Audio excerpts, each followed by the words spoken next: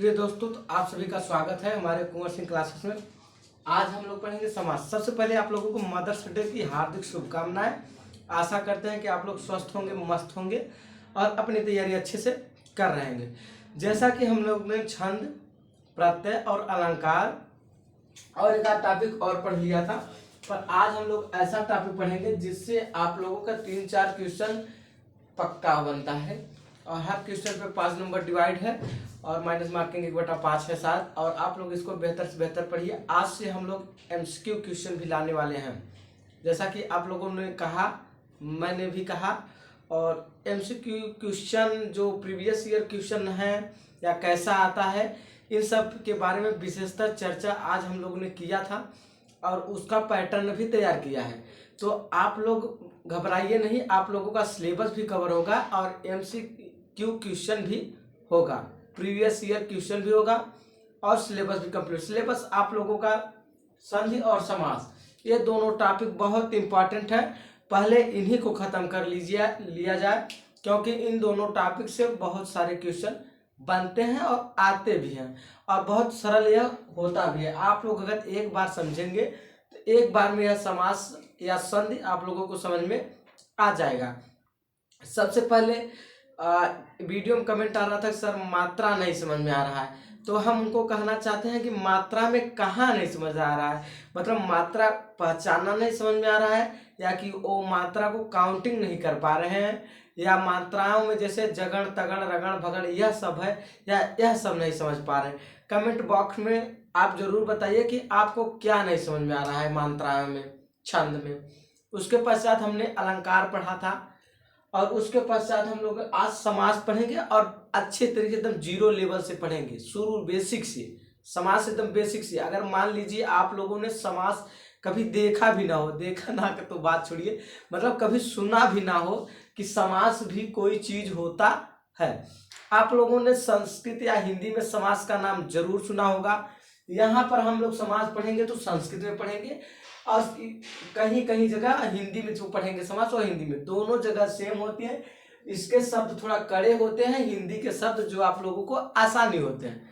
सबसे पहले जानेंगे समास क्या होता है। समास में दो चीजें होती हैं, एक तो समास, एक समास में होता है जो शब्द पूरा होता है उसे समस्त पद कहते हैं, जिसका जो विस्तार करते हैं वो समास विग्रह कहते हैं। यानी समास विग्रह और समस्त पद दो पद होते हैं, इनके बारे में जानेंगे। समास को पहचानना जानेंगे, उसके बाद समास के प्रकार जानेंगे, उसके बाद प्रकारों के बारे में हम लोग पढ़ेंगे। तो जैसा कि हमने बताया कि समास, अगर आप लोगों को कहीं भी समस्या हो, जैसे सिलेबस कंप्लीट होने में 2-4 दिन का टाइम लगेगा, अब जल्दी होगा, पर आप लोग धैर्य रखिए कि आप लोग क्वेश्चन करते रहिए। जैसा कि हमने धातु रूप पढ़ाया, धातु रूप में आत्मनेपदी और परमेष्पदी। परमेष्पदी में हमने पठ धातु के 5 लकारों के बारे में बता दिया है। आज उस पर हम लोग प्रीवियस ईयर क्वेश्चन बनाएंगे जो आया है और पीडीएफ से बनाएंगे और उसके वीडियो इसी कुंवर सिंह क्लासेस पे अपलोड होगा। और उसके बावजूद जो आत्मनेपदी तो हो गया, परमेष्पदी हो गया, आत्मनेपदी में हमने वृद्ध धातु का बढ़ाए थे, यानी कि बढ़ना। उसके आधार पे आप लोग जितने भी आत्मनेपदी की धातुएं हैं आप लोग बना लीजिए जो सिलेबस में है। अब आपको केवल सिलेबस पढ़ना है, सिलेबस के बाहर कुछ नहीं पढ़ना है, ठीक है। आउट ऑफ सिलेबस पे ध्यान ही नहीं देना है। उसके बाद आप लोग सब धातु रूप आप लोगों का हो गया, परमेष्पदी और आत्मनेपदी। परमेष्पदी पठ धातु के 5 लकारों के बारे में हमने बताया था, ठीक, 5 लकारों को पहचानना बताया था। आप लोग जाकर के वैसे उसी प्रकार से लकारों को पहचानिए, जानिए, प्रथम पुरुष मध्यम पुरुष जो भी हो। आज क्वेश्चन बनाएंगे तो आप लोगों को आंकड़ा लगेगा कि कैसा क्वेश्चन आता है। और उसके बाद आप लोग आत्मनेपदी पे बनाइए, 3-4 प्रकार की धातुएं हैं, बना लीजिए ग्राफ में। और उसके बाद आप लोग को अब शब्द रूप और विशेषण विशेष और थोड़ा संस्कृत साहित्य के बारे में चर्चा और समास और संधि, केवल इतना सिलेबस बचा है, कवर कर लेंगे। एमसीक्यू भी करेंगे, मतलब ऑब्जेक्टिव क्वेश्चन अधिक से अधिक करेंगे, उस पर भी समझेंगे और जो कंसेप्ट रहेगा आप लोगों का कंसेप्ट भी हम 1-2 वीडियो में समझा देंगे। तो सबसे पहले आई जानिए समास क्या होता है। समास देखिए, अनेके अनेके साम मतलब अनेक पद, अनेकेषां पदानाम यानी कि अनेक पदों का एक पदी भवनम समास। अनेक पदों का एक पद हो जाना समास कहलाता है। जैसे 4-5 घर हैं गांव में, तो जब प्रधानी का चुनाव होता है तो सब एकत्रित हो जाते हैं, मेरी पार्टी है, मेरी पार्टी है, मेरी पार्टी है। उसी प्रकार समास, जो शब्द बिखरे हुए होते हैं, अगर एक पद हो जाते हैं तो उसी को क्या कहते हैं? समास। यानी कि अनेकेषां पदानाम एक पदयोनम भवनम समासः, या दो से अधिक पदों का एक पद हो जाना समास कहलाता है, हिंदी में समझिए। और या तो अनेक पदों के एक पद हो जाने को समास कहलाता है। हमने बहुत सिंपल और छोटी परिभाषा आप लोगों को दिया है, जिससे आप लोगों को बेहतर समझ में आए। तो अनेक पदों का एक, कुल मिलाकर आप लोग समझिए, परिभाषा तो आप लोगों को नहीं पूछी जाएगी, समास पूछी जाएगी, समास पहचानना। इसमें से आप लोगों का एक भी क्वेश्चन नहीं बनेगा, लेकिन आप लोग, यह बेसिक है, आप लोग इसे जानिए, समझिए। अगर यह समझ लिए तो उधर से आप लोगों को कहीं भी समस्या नहीं है, फटाफट कर।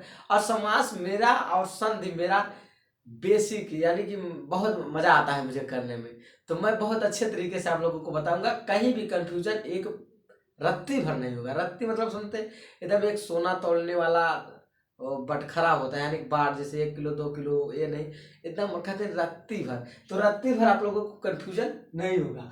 तो क्या होगा? अनेक पदों का एक पद हो जाना क्या कहलाता है? समास कहलाता है। अर्थात कैसे? जैसे राजकुमार है, क्या है? एक शब्द है राजकुमार। यहाँ पे देखिए, जैसे अनेक पदों का एक पद हो जाना कहलाता है समास। तो देखिए, जैसे ये राजकुमार है। अब हम लोग इसका, अब राजकुमार कौन होता है आप लोग जानिए, समझिए। इस राजकुमार का अगर हम लोग समास करेंगे या समास विग्रह करेंगे तो क्या होगा? राजा, राजा का कुमार, यानी कि राजा का लड़का है तो वही तो राजकुमार हुआ। राजा का कुमार अर्थात राजकुमार। तो राजा का कुमार जो शब्द है, यह 3 शब्द है। कैसा है? 3 शब्द है। जब तीनों शब्द मिलाकर एक शब्द हो गए, यानी कि अनेक पद मिलाकर एक पद हो गए, उसी को क्या कहते हैं? समास। समझ में आया? यहाँ पे उदाहरण देखिए, यहाँ सर्पात भित है, क्या है? सर्पात भित। इन दोनों पदों को मिलाकर क्या हुआ? सर्वभित। हमने बताया कि समास में 2 पद होते हैं, एक समस्त पद, एक समास विग्रह। तो यह जो राजकुमार है, राजकुमार, राजा का कुमार, 3 पद, तीनों पद मिलाकर जब एक पद बना राजकुमार, तो क्या हुआ? समास। इसी को कहते हैं कि भाई अनेक पदों का एक पद हो जाना समास कहलाता है। अब यीशु के जो राजा का कुमार हमने समास विग्रह किया, इसको क्या कहेंगे? इसको समस्त पद। यह जो हुआ, इसमें जो समस्त पद समाहित है, इसे कहेंगे समस्त पद। क्या कहेंगे? समस्त पद। ऐसे क्या कहेंगे? समास विग्रह। भाई विग्रह कर रहे हैं, इसे समास विग्रह। तो यह जो सर्पात भीतर 2 पद है, और 2 पद को एक पद बना तो क्या हुआ? समास हुआ ना, कि कई पदों का मिलकर एक पद हो जाना समास कहलाता है। या 2 से अधिक पदों को मिलकर एक पद बनना समास कहलाता है। अनेकेषां पदानाम एक पदयोनम भवनम समासः। तो सर्पात भीतर दोनों मिला दिए, क्या हुआ? सर्वभीतर। तो सर्वभीतर जो शब्द है, क्या है? समस्त पद है। इसमें सभी पद है, तो क्या है? ये समस्त पद। और ये सर्पात भीतया क्या है? समास विग्रह। अलग अलग कर रहे हैं, उसका विग्रह कर रहे हैं। जैसे यहाँ पे देखिए आप लोग, हमने यहाँ बताया भी, आप लोग समझ लीजिए, अपने तौर पे समझेंगे तो आप लोगों को आसानी से जल्दी समझ में आएगा। जैसे यहाँ पे आइए, देखिए यहाँ पे, जैसे ये राजकुमार जो हमने एक उदाहरण से आप लोगों को समझाएंगे जिससे बेहतर समझाएं। यह राजकुमार है। इस राजकुमार का अगर हम लोग विग्रह करेंगे, समास विग्रह जिसे कहते हैं, तो राजकुमार का मतलब होता है राजा का कुमार। राजा का कुमार। अब इन दोनों पदों में आप लोगों को क्या अंतर दिख रहा है? यह जो राजकुमार है, यह संयुक्त शब्द है। संयुक्त शब्द मतलब समस्त पद है इसमें, तो यह क्या हुआ? समस्त पद हुआ अभी। और यह जो राजा का कुमार है, यह क्या हुआ? समास विग्रह। आप लोगों को समझ में आया? अगर ना आया हो तो कमेंट बॉक्स में जरूर बताएं। उसके पश्चात अब आइए डिफिनेशन दे देते हैं हम लोग।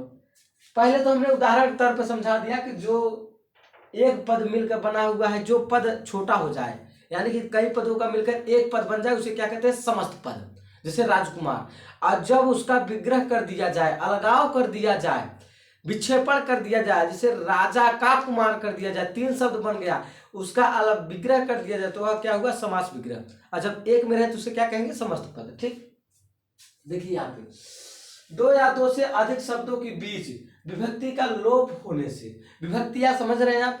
जब आप तत्पुरुष समास पढ़ेंगे तो तत्पुरुष प्रकार समास के आप लोग 5-6 प्रकार पढ़ेंगे, जितनी विभक्तियां उतने प्रकार। ठीक है, तो उनमें जैसे राजा का कुमार, यह जो का है यह क्या विभक्ति तो है?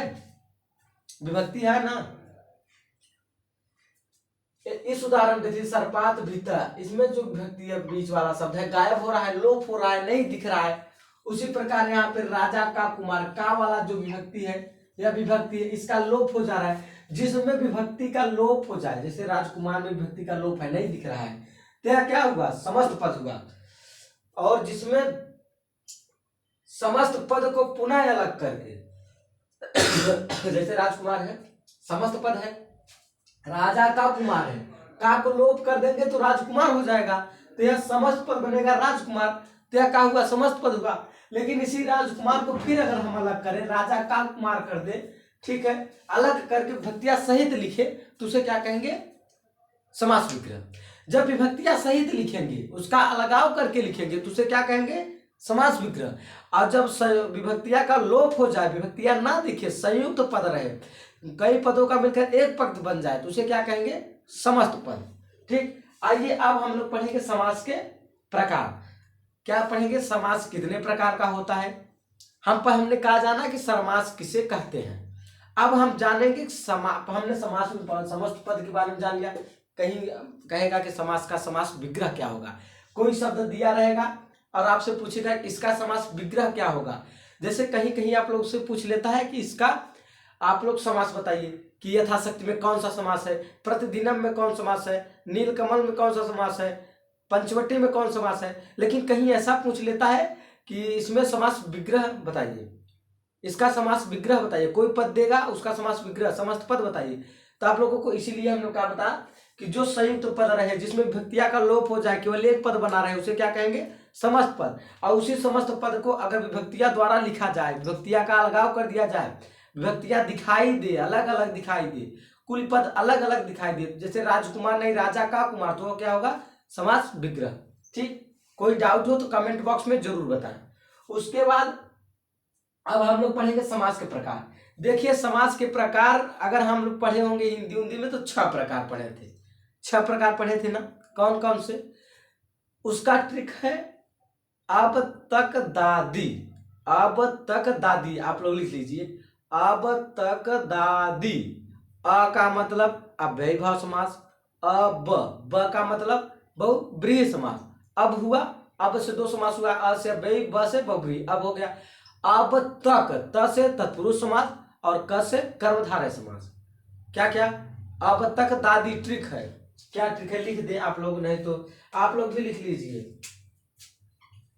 ट्रिक क्या है हम लोगों का? अब तक दादी ना, लिखिए।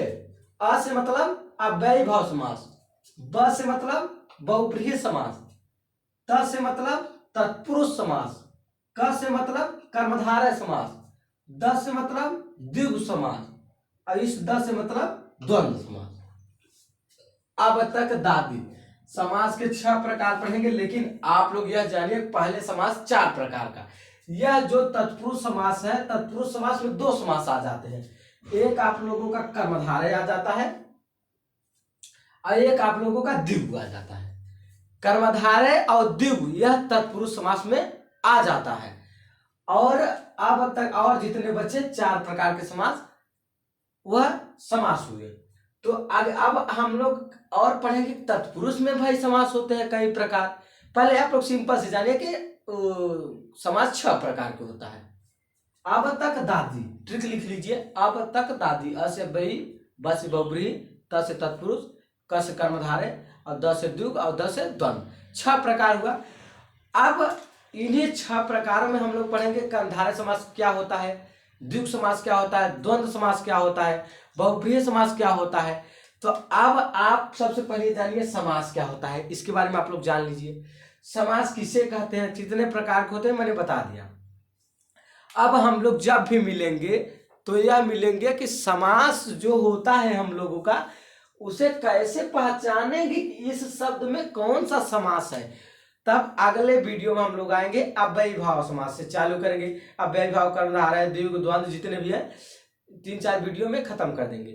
तो समास आप लोगों को समझ में आ गया। समास के 6 प्रकार, अव्ययीभाव, कर्मधारय, द्विगु, द्वंद्व, जो हमने ट्रिक बताया अब तक बता दिया। अव्ययीभाव, बहुब्रीहि, तत्पुरुष, कर्मधारय, द्विगु, द्वंद्व, 6 प्रकार आप लोगों ने लिख लिया। अव्ययीभाव जो समास होता है, इसका पहला पद अव्यय होता है या उपसर्ग होता है, और दूसरा पद क्या होता है, विशेष होता है, उसे अव्ययीभाव समास कहते हैं। और कर्मधारय समास, कर्मधारय समास ऐसा समास होता है जिसका पहला पद विशेषण होता है और दूसरा पद क्या होता है, विशेष होता है, वह कर्मधारय समास हुआ। जैसे नीला कमल, तो नीला क्या है, कमल है, तो पहला पद विशेषता बतला रहा है, इसलिए है कर्मधारय समास। उसके बाद हम लोग पढ़ेंगे तत्पुरुष समास। तत्पुरुष समास में जितने भी उसकी इस सब में विभक्तियां अगर दिखाई दे तो आप लोग मान लीजिए यह तत्पुरुष समास है। ठीक, अब उसके बाद बहुब्रीहि समास। बहुब्रीहि समास ऐसा समास होता है जिसमें 2 पद मिलकर तीसरे को संकेत करें, 2 पद मिलकर तीसरे को संकेत करें, वहां पे बहुब्रीहि समास होता है। जैसे दशानन, 10 आनन है जिसकी, अर्थात रावण, लंकेश, तो यहाँ पे बहुब्रीहि समास हुआ, यानी 2 पद मिलकर तीसरे को संकेत करें। और एक आध उदाहरण और देख लीजिए बहुब्रीहि का, जैसे पंचमुखी, 5 मुख है जिसकी, अर्थात बजरंगबली यानी कि हनुमान जी, तो यह क्या हुआ, 2 पद मिलकर पंचमुखी, पंच और मुखी मिलकर तीसरे ओर की संकेत कर रहा है, जैसे बजरंगबली की ओर संकेत कर रहा है, तो यहाँ पे बहुब्रीहि समास। उसके बाद द्विगु समास। द्विगु समास ऐसा समास होता है जिसका पहला पद क्या होता है, संख्यावाची होता है।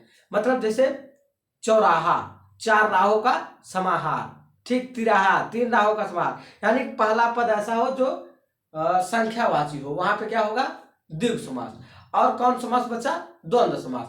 द्वंद्व समास ऐसा समास होता है जिसका अर्थ करने पर व या और का अंतर आए। और द्वंद्व समास में एक और आइडिया है, उसमें ऐसे लाइन दे, जैसे माता और ऐसे लाइन दे दिया और फिर उसके बाद लिखा दिया पिता, लेकिन कहीं कहीं यह लाइन का मतलब नहीं रहता, इसलिए गलत हो जाता है। तो आप लोग इसको सब जगह फॉलो ना करिएगा, आप लोग फॉलो क्या करिएगा कि उसके अर्थ करिए। जैसे आकाश पाताल लिखा है तो आप लोग अर्थ निकालिए आकाश और पाताल, यानी उसके अर्थ करने पर वह या और का अंतर आए, वह द्वंद्व समास।